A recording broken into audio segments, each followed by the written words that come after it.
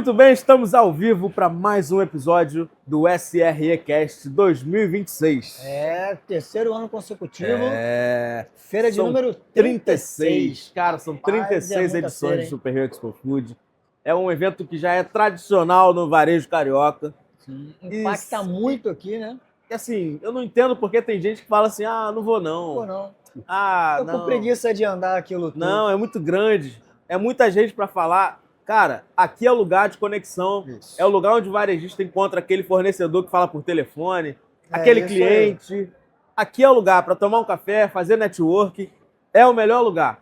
Então Isso você não pode ficar de fora da Super Rio Expo Food. Ó, e você vê, já tá quase no final e a feira ainda tá lotada. São exatamente 9h43 e os corredores estão lotados, gente. Você não faz ideia, o movimento não para.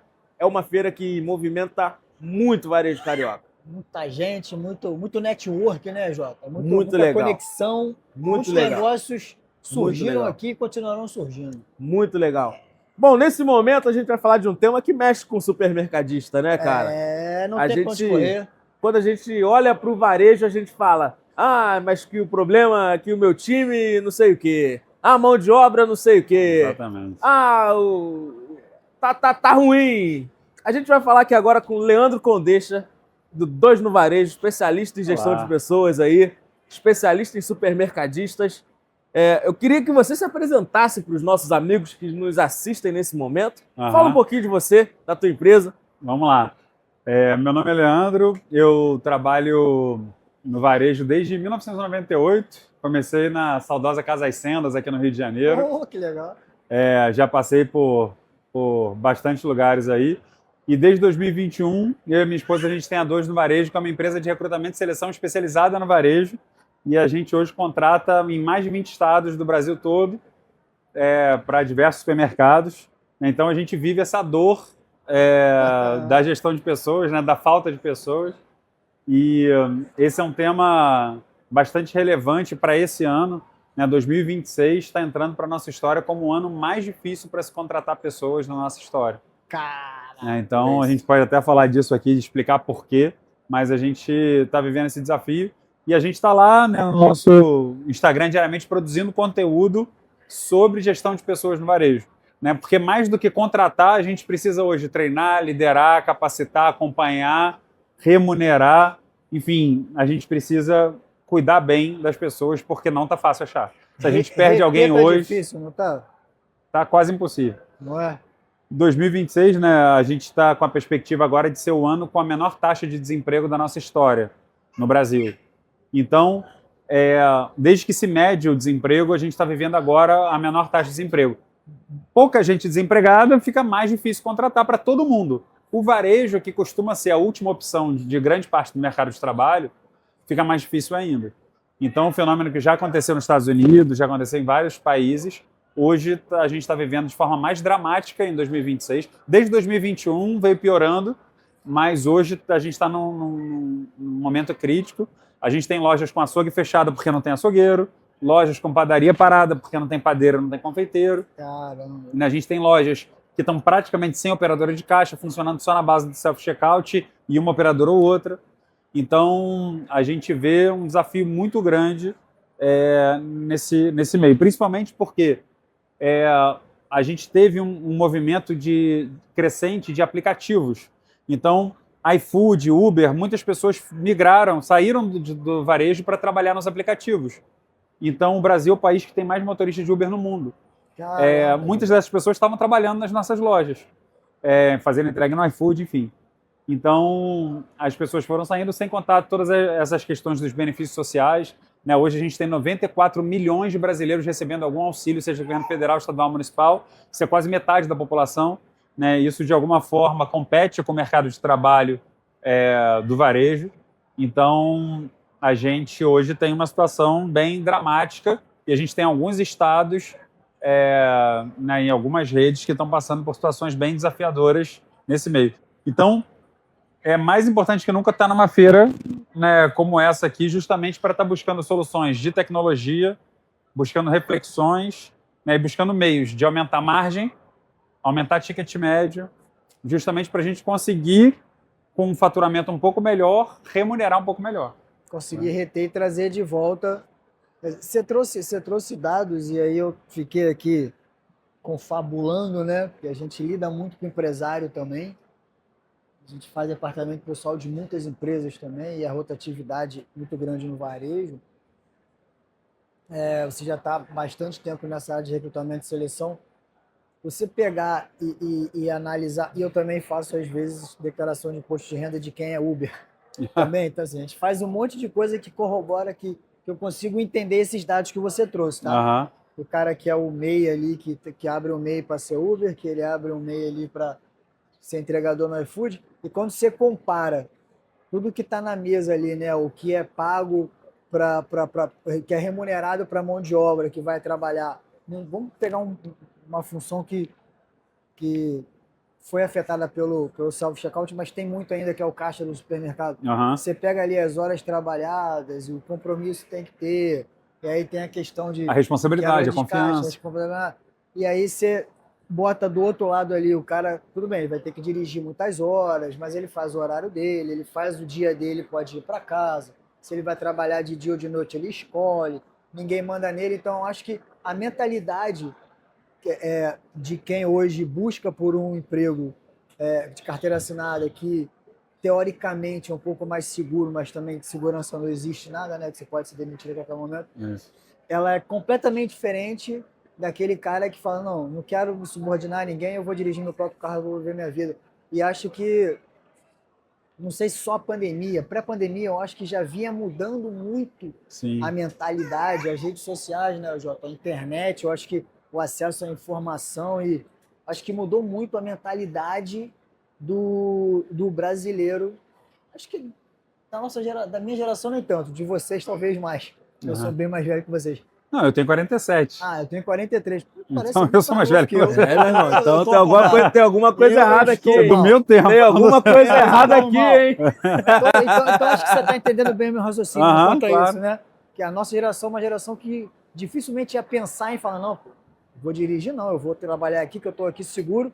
A geração do João vai falar, pô, que isso, eu vou fazer minha vida aqui, eu vou ficar dependendo de nada. Você tem sentido muito isso nessa sua andança, na de vocês, né? Do RH estratégico, da gestão de pessoas e contratação? Então, historicamente, os supermercados, 100% dos supermercados são empresas familiares, né? Todos começam. Depois, é claro, os que crescem vão se estruturando e vão para um outro caminho. Mas, de uma forma geral, o pequeno empresário, ele vai aprendendo, né? Os que deram certo, os que cresceram, os supermercados que se estabilizaram, eles começaram fazendo tudo mais ou menos, né? E muitos tiveram talento, foram se organizando e tudo mais. Só que as pessoas não eram um desafio. O Brasil, da década de 70, estava crescendo ano a ano, era gente sobrando. Você tinha gente fazendo fila para trabalhar. Então, a gestão de pessoas ficou uma coisa meio que deixada de lado. Então, o cara estava preocupado em se aprimorar em compras, em se aprimorar em outras questões, e a gestão de pessoas ficou sendo meio que desprezada, porque não faltava gente. Tinha gente fazendo fila. Era aquele pessoal que chegava de madrugada para a fila para trabalhar no mercado. E isso foi mudando, e o varejo nem sempre foi se dando conta de que a coisa estava se transformando. E a gente foi ganhando uma fama de emprego ruim. Então, ao longo da história, né, hoje é fácil você ouvir alguém dizendo que trabalhar em supermercado é trabalho escravo. Que, aliás, é um desrespeito à nossa história. É um desrespeito ao que os escravos sofreram com a escravidão. Né? Porque talvez o sonho de qualquer escravo era trabalhar na escala 6x1, tirar férias um mês por ano, né? Ter 13º, férias, descansar remunerado, hora extra, enfim. Então, chamar isso de escravidão é um desrespeito ao nosso patrão, porque ele está dizendo que ele descumpre a lei, que ele comete um crime, e a nossa história. Mas criou essa fama. Porque durante muito tempo não se dava atenção à gestão de pessoas. A gente liderava muito mal, a gente tinha muito gerente grosseiro em loja. Então as pessoas foram aprendendo que trabalhar em mercado é ruim. Então elas foram, sempre que possível, buscando caminhos alternativos. Só que de uma hora para outra, esses caminhos apareceram muitos caminhos. Um monte, né? E as pessoas foram indo. E aí, um fenômeno que a gente tem hoje grande no Brasil é o fenômeno dos ex-açougueiros. Eu uso vários bancos de dados, né? Como eu trabalho com recrutamento e seleção, eu busco banco de dados de currículos e procuro a palavra açougue ou açougueiro. E aí chega lá para mim 300 currículos de uma determinada cidade. Aí a gente começa a chamar os caras. Os caras não se candidataram para vaga. Eu peguei o currículo deles e estou chamando. E aí eu falo, pô, estamos com uma vaga aqui de açougueiro, R$4.000, top. Ah, não mexo mais com carne não, já saí disso, não quero mais. Não, Deus me livre voltar para açougue. E aí isso a gente ouve direto. Os caras não querem, o cara já trabalhou há 5 anos atrás, já largou açougue, falou, não, estou em transição, estou saindo da área. Porque ele já foi aquele açougueiro que ganhava salário mínimo, ganhava às vezes a mesma coisa que o repositor, ralava pra cacete, mais responsabilidade, perda, ter que montar balcão, não sei o que lá, tal, e ganhava às vezes R$100 a mais que o repositor, não era valorizado. Era uma mão de obra que às vezes tinha de mais abundância. Hoje em dia você quer formar um açougueiro, o açougueiro hoje está ganhando bem no mercado, dependendo da loja, dependendo da cidade, e é difícil achar. Outro dia a gente estava com uma vaga de açougueiro, que o cara ganhava 3, a gente ofereceu 3.500, a loja que ele trabalhava falou, não, te pago 4, porque você não ir. Não vai embora daqui, pelo amor de Deus. O cara bom, gente boa, competente, a loja falou, não posso perder aqui, sabe que não vai achar outro. Não vai. Então, a gente tem esse desafio hoje de recuperar essa mão de obra. Então, mais do que nunca, é a hora dos donos de mercado investirem em tecnologia. Self-checkout, para mim, você está falando de operadora de caixa. Operadora de caixa é o cargo com maior rotatividade em supermercado. Em todos os supermercados que a gente acompanha, operadora de caixa é o cargo de maior rotatividade. Então, e é um cargo crítico, porque é um dos cargos mais importantes da loja, porque sem PDV você não vende. Então, no açougue você consegue tentar quebrar um galho, ou o cara de uma loja você transfere para outra, você dá uma operadora de caixa, tem gente lá. Nada na hora, dá um jeito. Mas... então, caixa é um cargo que o cara tem que ter algum tipo de treinamento, né? Tem que entender do sistema e tudo mais, tem que ter simpatia. É o último contato que o cliente tem na loja. Então, se for um atendimento ruim, marca ruim, né? Então gera um efeito negativo para a loja. Então, self-checkout é uma coisa que já não é mais muita opção, né? A gente tem cliente que está botando 8 self-checkout de uma vez só, porque sabe que tem horas que ele tem uma operadora, né? E tem a questão de gravidez, que acontece. O cara tem 3 operadoras de caixa. Às vezes tem 2 ficarem grávidas. E aí o cara tem que... E não consegue contratar outro. E aí é aquela coisa. Tem o caso de atestado médico, né? Que hoje tem esse problema crônico aí. Então tem uma série de situações que a gente passa que a gente precisa se preparar. Então a gente tem que se capacitar para atrair mais pessoas de um jeito diferente. Do jeito antigo não dá mais. Não tem mais como, né? Não tem mais como. Antes de eu entrar no assunto, eu quero aqui deixar citado que o Dois no Varejo está completo aqui, tá? A Malu tá aqui do lado assistindo, aqui com o Guto. 2,5 no Varejo agora. Isso aí, nosso filho tá aí presente na feira. Estão presentes aqui. A última feira ele veio na barriga, agora ele veio presente. Veio presente. Eu queria que você pudesse explicar um pouquinho pra gente, porque a gente vive uma era de transformação do consumidor, do empresário, da sociedade, né? A geração tá mudando.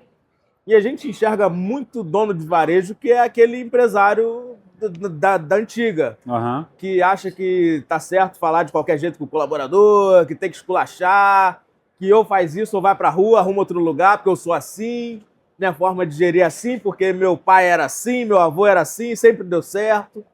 Então, o problema da mão de obra hoje, na ponta, é porque o dono do varejo não está preocupado em melhorar o seu comportamento ou sua técnica de gestão, ou porque ele não consegue, de alguma forma, formar líderes ali? Como é que você enxerga isso vindo de cima, né? Porque a gente olha a mão de obra ruim. Mas será que o problema é só a mão de obra ruim? Ou a gestão está ruim? Uma boa reflexão. Vamos lá. A gente vê que o dono de loja, desse modelo que você está falando, realmente ainda existe. Tem gente assim, só que a nossa cultura, ela pinta o empresário como aproveitador mau caráter. Infelizmente, a ideia que é vendida é assim, né? Desde a escola eu ouvia isso dos professores, nessa ideia de que o dono do meio de produção, né, o empresário é aquele cara que quer arrancar teu couro, quer te explorar e te ferrar e te pagar mal. É o escravizador, é essa ideia. Então, criou-se essa imagem na sociedade que o empresário é assim. Então, todo funcionário que vai para o mercado, ele vai acreditando isso sobre o patrão dele. Só que quando a gente trabalha com dono de loja, eu trabalho com centenas de donos de loja, você vê que a maioria não é assim. Cara, o que eu conheço de dono de loja, gente boa, bacana, educado, dedicado aos funcionários, que pô, se esforça para oferecer coisa boa, mesmo com a margem ridícula que o supermercado tem, o cara pô, tenta fazer coisa bacana para funcionário, tenta dar benefício, né? Porque grandes redes conseguem dar benefícios mais atraentes, mas o pequeno e médio, cara, o cara se mata para dar um vale alimentação, um vale refeição.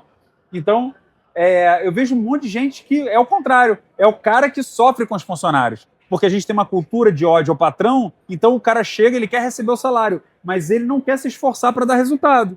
Então, eu vejo muito dono de loja, é uma ironia, porque a nossa sociedade acha que o dono de loja oprime o funcionário, mas eu vejo muito mais funcionário oprimindo o dono de loja. O dono de loja é meio perdido, muitas vezes, sem saber o que fazer com a equipe. O cara paga todo mês 8, 10, 12% do faturamento dele para a equipe para ele se irritar. Ele paga para pessoas botarem atestado falso, para pessoas atenderem mal o cliente, desrespeitarem ele, morcegarem dentro da hora, ficar no celular, ficar 2 horas dentro do banheiro, fazer um monte de coisa errada. Então, assim, isso é uma questão muito delicada. Mas o dono de loja, que ainda é do jeito antigo, né, desse jeito que trata mal as pessoas mais, assim, eu sempre digo, todo dono de loja tem direito de fazer com a loja dele o que ele quiser, inclusive quebrar. Não existe mais espaço. Muito boa. Mas né? A loja é dele. Quebrar, né? É isso. Eu já atendi algumas lojas assim que o filho tem uma visão bacana e o pai tem uma visão mais tacanha de tratar mal os funcionários. Eu falo, cara, a loja é do seu pai. Se o seu pai quiser tratar todo mundo mal, ele tem direito, a loja é dele. Ele vai quebrar, mas é um direito que ele tem. Você tem um limite de ação. Então, assim, talvez você deva sair da loja do seu pai e vai tocar seu negócio. Vai viver outra coisa, porque é a loja dele, ele que manda. Então, assim, se ele quiser fazer desse jeito, é uma opção, ele pode escolher fazer isso. Sim, é a sua casa, você faz o que você quiser. Mas não existe mais espaço para isso. Você tratando bem, você já não está com facilidade com o funcionário. Tratando mal, você não vai ter como. Aí não vai ter como. Uma coisa que a gente vê muito também é o dono de loja que endurece o coração. Ele é sacaneado por tanta gente que depois de um tempo ele fala, é um bando de desgraçado, eu quero mais que se ferre mesmo, não vou dar nada, e cancela tudo, e não sei o quê. Porque ele já teve tanta decepção, tanta gente que sacaneou ele, tanto funcionário que botou na justiça. Cara, esse negócio de justiça, cara, é um problema sério. Né? A gente vê muito funcionário botando na justiça coisas que não estão, alegando coisas que não são verdade, né? E levando uma grana. E é 10 milzinho aqui, é 5 milzinho ali, é 20 milzinho ali. Quando vê, o outro viu que o outro ganhou, entra também. E aí o dono de loja vai vendo isso e fala, meu irmão, eu quero mais que se ferre, vou esculachar todo mundo também e tal. E aí ele endurece o coração. Só que quando ele faz isso, essa vingança se volta contra ele, porque tratar mal a equipe de quem ele depende só faz mal para ele mesmo, para o negócio dele. Então, precisa ter muito equilíbrio emocional para você continuar tratando as pessoas com respeito, com dignidade, ainda que elas te desrespeitem. E é um desafio, maturidade que a gente tem que desenvolver. Mas, assim, ser empresário no varejo hoje é um desafio emocional. Por isso que muitos desistem. Porque o cara não aguenta mais passar por essa montanha-russa emocional de funcionário, de gastar dinheiro com os caras fazerem coisa errada, e você perde dinheiro na justiça. Você fica irritado, cara, como que você pode? Pô, eu faço tudo certo, e o cara me põe na justiça, se ganha e leva meu dinheiro embora, e eu tô apertado, tem que pagar folha, não sei o quê. A gente conhece loja que fatura milhões, chega no final do ano, não consegue pagar 13º, tem que pegar empréstimo para pagar 13º. A margem do jeito que tá. Apertada, A margem é muito apertada, né, cara? Então, assim, é difícil, sabe? Eu admiro muito o dono do supermercado que consegue dormir tranquilo, que vive feliz, que sorri, que passeia com a família, porque esse cara é um herói, porque ele passa por muito desafio com pessoas. E eu acho que o maior estresse vem justamente nas relações. Não é porque com compra, com tecnologia, com lojas, é a coisa mais amena. Mas quando é o cara ali sendo debochado com você, te irritando, te botando na justiça, levando teu dinheiro, faltando, fazendo besteira para você mandar embora, atendendo mal seu cliente. Não, você falou uma coisa, né? O dono do supermercado que consegue viajar e curtir, dormir bem, tá com a família. Eu acho que esse aí é um sortudo, né? Hoje em dia, né? Ainda mais o cara que tem uma unidade só, uma loja menor, 2 só pequenas. Se ele não tiver ali direto no negócio dele, ele vai ter um problema, eu não chamaria de sorte. Porque, assim, tem a ver com competência também. Não, claro. Eu acho que em algum momento tem que ter uma virada de chave que o cara fala, cara, eu preciso dominar todos os meus processos. Então, supermercado é um negócio absurdamente complexo. Então, ele precisa entender muito de compra, ele precisa entender muito de prevenção de perdas, ele precisa entender muito de liderança, ele precisa entender muito de RH, de gestão de pessoas, ele precisa entender muito, né, do que está acontecendo de novo para impulsionar a venda, para aumentar ticket médio, aumentar o número de cupom. A parte de marketing hoje é mais importante do que nunca. Antigamente, você abria o seu ponto, você não tinha tanta concorrência. Vai num bairro qualquer, de qualquer cidade hoje, é um atrás do outro. Você vai em cidade do interior, tem um monte de mercadinho do lado do outro. Sem falar que as grandes redes estão chegando nas cidades pequenas. Exatamente, você tem cidade de 30 mil habitantes que já tem grandes redes chegando. Então, você não tem mais espaço para mediocridade. Então, você não consegue mais hoje viver de maneira ordinária. Então, é formar pessoas e se profissionalizar em cada área da tua loja. É claro que a gente primeiro ataca no que está mais pegando, né? Então, às vezes, a minha compra está muito ruim, está muito problemática, então vou atacar em compra. Né? Minha loja está uma zona, não tem liderança, então eu preciso investir na minha liderança, preciso formar pessoas aqui para tocar. Mas é isso, eu acho que a grande saída hoje para o supermercadista ter paz é ele encarar cada área da loja dele e se profissionalizar e ver o que o mercado está oferecendo de conhecimento e tecnologia para ele evoluir. Né? E aqui na SRE a gente está, inclusive, produzindo um monte de conteúdo falando justamente sobre essas questões. Né? A gente está vendo, por exemplo, um monte de ação de degustação. Degustação é uma coisa que tem que acontecer rotineiramente. Tem redes americanas que fazem 400 degustações por mês. Nossa senhora, porque o cara sabe que dá resultado. A rede de lojas americanas que tem o maior ticket médio de padaria dos Estados Unidos inteiro fatura 20 vezes mais que a padaria que está em segundo lugar. Que isso? Eles fazem 400 ações de degustação. O Brasil tem uma conversão de 83%. Ou seja, cada pessoa que degusta, 83% compram. Né? A cada 100, 83 compram. E a gente não vê quase ação de degustação. Muito pouco. Às vezes é um negocinho, iogurtezinho, sucozinho, não sei o quê. Muito pouco. Mas, a padaria dos supermercados poderiam estar fazendo degustação todo dia. A gente tem um monte de coisa gostosa. Sonho, cookie, bolo, torta, um monte de coisa da loja que a gente podia estar fazendo degustação.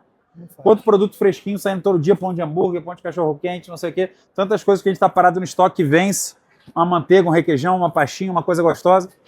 Então, investe nisso, né? É isso. Então, a gente tem que olhar para uma feira como essa e falar, cara, que oportunidade que eu tenho. Outra coisa que a gente estava falando aqui é funcionários fazer o funcionário do supermercado gostar do supermercado é difícil, porque ele tem essa visão negativa cultural. Uma coisa que eu acho fantástica é quando eu vejo dono de mercado aqui com gerente, com chefe de setor. O que ele está fazendo? Ele está mostrando para o chefe de setor dele e falar, olha o tamanho da indústria que você faz parte. Você acha que você está lá no mercadinho do Chico, no seu bairro lá, você está achando que só aquilo o mercado ali, é isso. Mundinho é só aquilo ali. Cara, olha o universo que você faz parte. Não, você está numa feira fantástica, com um monte de indústria do Brasil inteiro, trazendo um monte de novidade.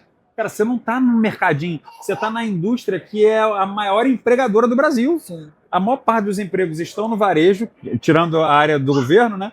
Empregos privados estão no varejo, e o varejo supermercadista é o varejo que mais emprega. Muito. Então a gente está num negócio com uma energia danada, só que o funcionário do mercado está num negócio cheio de emprego, cheio de oportunidade. Quantos mercados têm vaga de chefe de setor e gerente não consegue preencher dentro de casa, tem que trazer de fora? Né? Na minha empresa eu vejo isso todo dia. O cara tem 200 funcionários, fala, Leandro, preciso de chefe de setor de hortifruti. Fala, cara, você tem 200 funcionários na tua loja, não tem um? Tem ninguém bom. Ninguém. Então, quando o cara traz o pessoal para cá, né, tá andando o dono da loja com um monte de chefe de setor, com o gerente e tudo mais, ele está mostrando para os caras, olha o tamanho que você faz parte. Quando ele está aqui tomando café, tomando suco, fazendo degustação, brincando no stand, não sei o quê, ele está mostrando para os caras.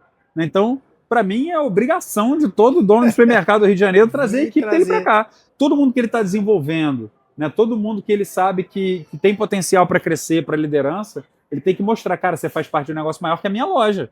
Inclusive, amanhã ele pode não estar na loja do cara. Sim. Mas enquanto ele tiver com essa visão de futuro crescimento, ele vai estar dando resultado.